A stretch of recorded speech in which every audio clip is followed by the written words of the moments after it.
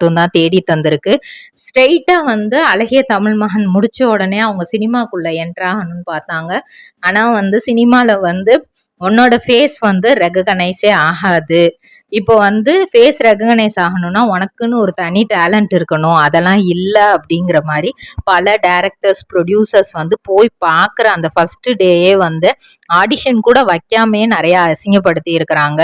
So அப்போதான் விஜய் டிவியில வந்து ஃபர்ஸ்ட் 2014ல வந்து ஆபீஸ் சீரியல் வந்து எடுக்கப்போ அதுல வந்து அவங்களுக்கு ஒரு நடிக்கிறதுக்கு ஒரு வாய்ப்பு கிடைக்குது.